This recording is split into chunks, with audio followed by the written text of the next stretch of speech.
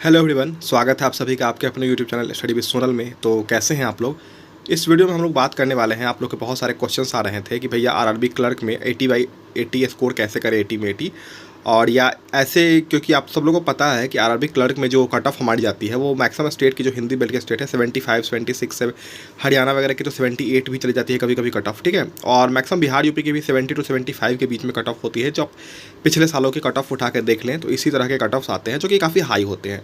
तो उसका रीज़न भी ये है, बहुत सारे लोग ये पूछते क्या भैया इतना नंबर लाना पॉसिबल है, क्या स्ट्रैटेजी होनी चाहिए कि इतने मार्क्स आ जाएँ कि कट ऑफ क्लियर हो जाए और इतना नंबर लाना पॉसिबल है। तो बिल्कुल मेरे भाई, मेरे दोस्त, बिल्कुल पॉसिबल है इतने मार्क्स लाना।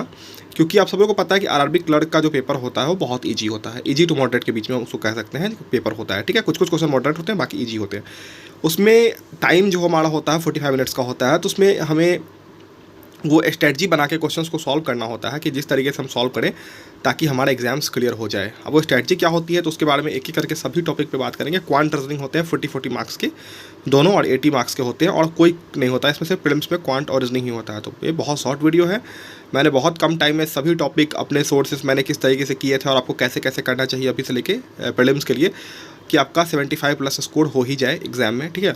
तो इस सभी टॉपिक पे एक एक करके बात करने वाले, तो प्लीज़ वीडियो को पूरा एक बार देख लीजिएगा। मैं आपके सारे डाउट्स इस वीडियो में क्लियर कर दूंगा, तो ताकि आपको आगे कोई भी डाउट ना हो और आप प्रिपरेशन अच्छे से कर सकें, ठीक है। उससे पहले एक और अपडेट, जो लोग बहुत सारे लोग मुझसे पूछ रहे थे कि भैया क्वेश्चन प्रैक्टिस कहाँ से करें, क्योंकि डेली क्वेश्चन प्रैक्टिस करना आरआरबी पीओ क्लर्क या आईपीएस एसपीआई किसी भी एग्जाम्स के लिए बहुत इंपॉर्टेंट है। डेली हर एक टॉपिक से क्वेश्चन प्रिपेयर करना, क्वांट हो, रीजनिंग हो, इंग्लिश हो, क्विज हो, जीए हो, जो भी हो, कंप्यूटर वगैरह के। तो गाइडली का प्राइम पीडीएफ कोर्स आप लोग परचेस कर सकते हैं, लिंक डिस्क्रिप्शन, अभी उससे मैक्सिमम डिस्काउंट चल रहा है, ठीक है। तो सोनल 12 हमारा कोड है, आप उसको जाइए, लिंक डिस्क्रिप्शन में है, आप परचेस जरूर कर लीजिए, क्योंकि क्वेश्चंस प्रैक्टिस करना बहुत इंपॉर्टेंट है अभी से लेके एग्जाम्स। अभी 2 महीने के आसपास बचे हुए हैं प्रीलिम्स एग्जामिनेशन में, 2-2.5 महीने हैं। तो इस टाइम में आप जितना ज़्यादा क्वेश्चन प्रैक्टिस करोगे उतने फ़ायदेमंद आपके लिए होगा। तो लिंक डिस्क्रिप्शन में है, सोनल 12 अपना कोड है, तो जाइए वहाँ से उसको परचेस कर लीजिए और जितना प्रैक्टिस हो सकता है करिए। वहाँ से आप लिंक डिस्क्रिप्शन में एक बार चेक कर लिया, ठीक है। तो चलिए शुरू करते हैं किस तरीके से करना है। पहले मैं आपको बता दूं कि क्वांट रीजनिंग ये 2 होता है, मैंने पहले बता दिया, और आपको इसके लिए 45 मिनट्स का टाइम मिलता है, ठीक है। 40 क्वेश्चन 45 मिनट्स, और इसका कंपोजिट टाइम होता है, कोई सेक्शनल टाइमिंग दोनों का नहीं होता है कि इतने टाइम इसको करना है, इतने टाइम इसको करना है। तो ये इसका सेक्शनल टाइम नहीं होता है, कंपोजिट टाइम होता है। तो आपको इस पर डिपेंड करना है कि किस टॉपिक को कितना समय देना है। जैसे कि मान लो कि आपका क्वांट ईजी, आप एक को 25 दे दो तो एक को 20 दो। मान लो आपका रीजनिंग आपके लिए आसान है, रीजनिंग सॉल्व करा, तो आप क्वांट आपको ज़्यादा समय 5 मिनट लग भी जाता है तो आप 25-20 दे सकते हो, या 23-22 दे सकते हो। इस तरीके से आपको देना होता है, ठीक है। लेकिन एक चीज़ और ध्यान रखना होता है कि कंपोजिट टाइम है, इसका फ़ायदा भी है कि आपको जिसमें जो टॉपिक आपका वीक है उसमें आप ज़्यादा टाइम दे दिए, और बाकी जो आसान, जो आपको ईजी लग रहा था उसमें कम टाइम दिए। लेकिन इसका एक नुकसान ये भी है कि हमें पता नहीं चलता है और टाइम पास होता चला जाता है, और हम किसी एक टॉपिक में फंस के रह जाते हैं और वहाँ पे 30 मिनट खत्म हो जाता है। तो ये गलती नहीं करना है, क्योंकि सब दोनों में कुछ कुछ क्वेश्चन ऐसे होंगे जिसमें आपको कैलकुलेशन करना होगा, थोड़ा सा उसमें एफर्ट लगाना होगा पेपर में, ठीक है। तो वो चीज़ें हमें करनी होगी। तो उसके लिए हमें क्या करना है कि शुरू से ही टाइम को बैलेंस करना है, और उसके लिए मॉक लगाना है, मॉक टेस्ट लगाना है। तो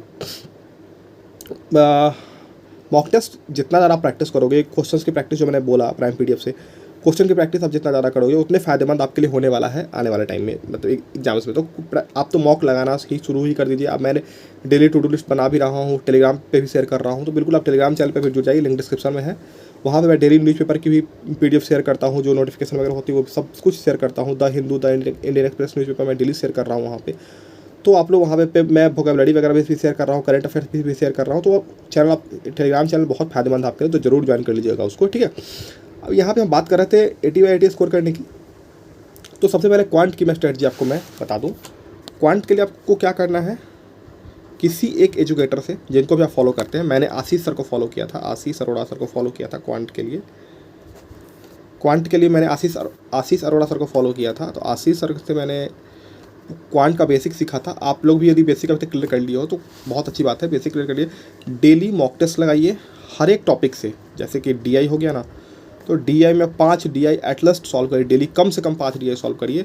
और अरिथमेटिक में हर एक चैप्टर के जैसे percentage, ratio, proportion, mixture, alligation, average, time and work, profit loss, SICI के 5-5 क्वेश्चंस डेली करिए। जितने टॉपिक मैंने बताया सबको नोट कर लीजिएगा, इतना इंपॉर्टेंट टॉपिक है। 5-5 क्वेश्चंस डेली करिए। कहाँ से करना है? प्राइम PDF कोर्स मैंने बता दिया, उसको परचेस कर लीजिए, गाइड लिंक है, लिंक डिस्क्रिप्शन में है। Sonal12 अपना कोड है, मैक्सिमम डिस्काउंट वहाँ चल रहा है, तो वहाँ से आप ले सकते। उसमें सिर्फ क्वांट ही नहीं, बहुत लोग पूछते हैं भैया उसमें क्या बेनिफिट है, तो उसमें quant, reasoning, English, GA, computer, सभी टॉपिक के सभी कुछ टाइप के क्वेश्चंस वहाँ पे आपको मिल जाएंगे, ठीक है। तो आप कर लीजिए, ठीक है। तो क्वांट के लिए आप ये कर सकते हो। रीजनिंग के लिए क्या कर सकते हो? रीजनिंग के लिए आपको करना है, आपको 5 पजल मिनिमम आपको डेली सॉल्व करना है। 5 पजल डेली मिनिमम सॉल्व करना ही करना है आपको। 5 पजल सॉल्व कर लीजिए। उसके बाद मिसलेनियस के जितने टॉपिक हैं, जैसे मान लीजिए इनइक्वालिटी हो गया, सिलोजिज्म हो गया, कोडिंग डिकोडिंग हो गया, अल्फाबेट टेस्ट हो गया, अल्फान्यूमेरिक सीरीज हो गया, इनपुट आउटपुट तो प्रीलिम्स में नहीं आता, उसको आप नहीं भी कर सकते हो, बट मेंस में आता है, तो उसको छोड़ दीजिए। जितने भी मिसलेनियस के टॉपिक हैं सभी के 5-5 क्वेश्चंस डेली सॉल्व करिए, अभी से लेकर एग्जाम्स तक डेली सॉल्व करना है इतना आपको प्रीलिम्स के लिए। तो रीजनिंग के लिए इतना आपको करना है, आपको मेंस के लिए भी अभी पढ़ना है। ये मैं प्रीलिम्स के लिए बता रहा हूँ, इतना आपको प्रीलिम्स के लिए करना ही करना है। मेंस के लिए आपको मेंस के लिए भी करना है, तो आपको अभी 8 घंटा 10 घंटा का सेल्फ स्टडी करना बहुत इंपॉर्टेंट है अभी से लेकर एग्जाम्स तक, ठीक है। तो 5-5 क्वेश्चन आप अभी से करिए एग्जाम्स तक। एक और चीज़ बता दूं, इसमें जो इम्पॉर्टेंट रोल प्ले करता है वो होता है स्पीड का। स्पीड क्या होता है इसका? आप जितना सिंप्लीफिकेशन, अप्रॉक्सीमेशन के question, quadratic equation, number series, ये सब सॉल्व करते रहो डेली बेसिस पे। ये आपको सॉल्व कर, जैसे सिंप्लीफिकेशन, अप्रॉक्सीमेशन के आपको 25 क्वेश्चंस डेली सॉल्व करने चाहिए। ये भी आपको प्राइम PDF में मिल जाएगा, ठीक है। क्वाड्रेटिक के 10 question, basic number, wrong number series के 10-10 क्वेश्चन, तो ये सब आपको डेली सॉल्व करते रहना है, ताकि आपका एक लय जो है वो बना रहे। स्पीड कब बनेगा? जब आप इस कैलकुलेशन फास्ट करोगे, जैसे परसेंटेज टू फ्रैक्शन, ये सब आपको याद रखना पड़ेगा दिमाग में। 1 से 20 तक के टेबल, 1 से 30 तक के स्क्वायर्स और 1 से 20 तक के क्यूब्स, ये सब आपको याद करने होंगे दिमाग में। ये सब आपको हमेशा याद रखना होगा, ताकि कहीं से भी गलती की कोई गुंजाइश नहीं हो, ठीक है। और एक और अपडेट मैं आपको बता दूं कि जो मैंने बताया क्वेश्चन प्रैक्टिस वो तो करना ही है। दूसरी चीज़ ये है कि आपको इस चीज़ का भी उतना ही इम्पोर्टेंट रोल है, मॉक टेस्ट। मॉक टेस्ट आप लगाइए, आपको इससे पता चलेगा कि आपकी वीकनेस क्या है, कि आप कहाँ कहाँ लैग कर रहे हो, किस किस सब्जेक्ट में आपका। और मॉक टेस्ट देने के बाद एनालिसिस करने का बोलता हूँ। बहुत लोग पूछते हैं कि भैया एनालिसिस का मतलब क्या होता है, मैं कितनी बार समझा चुका हूँ। एनालिसिस का मतलब होता है, जैसे कि आपने एक मॉक टेस्ट दिया, उस मॉक टेस्ट में मान लो आप RRB क्लर्क का ही दिए, 80 क्वेश्चंस थे, आपसे 60 बन गए, 20 क्वेश्चंस आपसे नहीं बने। मान लो ये 60 बने, उसमें से 10 गलत हो गए, तो आपसे बने क्वेश्चन कितने? 50। तो आप एक्चुअल स्कोर क्या कर रहे हो? 50। 10 तो आपने गलत कर दिए, तो 10 गलत कर दिए, तो आप देखो कि ये 10 क्वेश्चन किस टॉपिक के थे जो आपने गलत कर, जो आपने टच किया होगा, आप वो टॉपिक पढ़े होंगे तभी तो आप उस टाइप के क्वेश्चन आपने सॉल्व किया होंगे, तभी आपने उसको टच किया। तो अब 10 क्वेश्चन गलत हो गए, तो कहाँ कॉन्सेप्ट में दिक्कत हो गई थी, उसको जाओ, उसको ठीक करो, उस टाइप के 10-20 क्वेश्चन और सॉल्व करो और उसको प्रैक्टिस करो। या नहीं है तो कॉन्सेप्ट वीक है तो उसकी वीडियोस देख लो फटाफट से, उसको ठीक करो, ठीक है।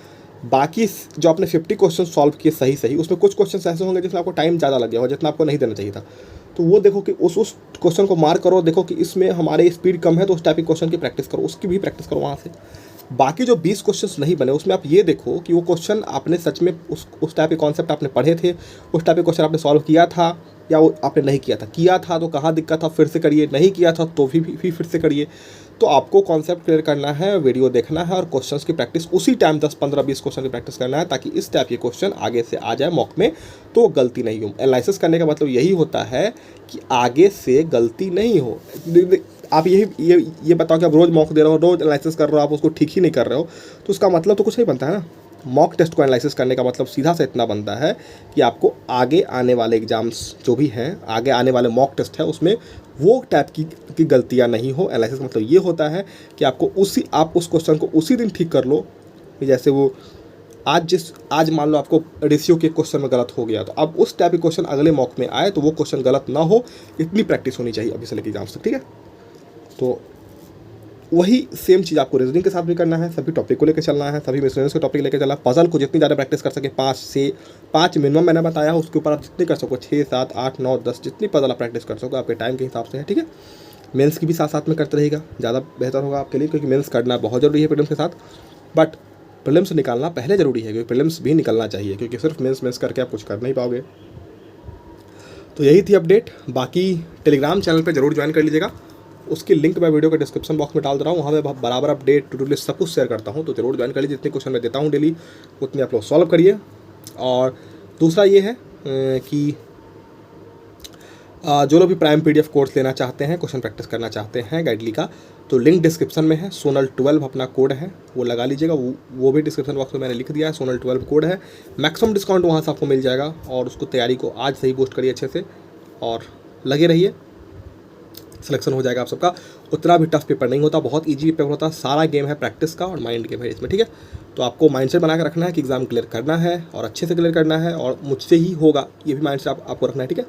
और ये ध्यान रखना है कि सबसे ईजी पेपर होता है आरआरबी क्लर्क। तो आप ये दिमाग में रखोगे। आप ये सोचो आपका टारगेट होना चाहिए 80 में 80, उसका 75, 26, 78 आ ही जाएगा, ठीक है। और यदि आप एक्यूरेसी के साथ 70, 75 भी अटैम्प्ट करते हो तो आपको 80 स्कोर आपको मिल जाते हैं वहाँ से नॉर्मलाइजेशन के बाद, ठीक है।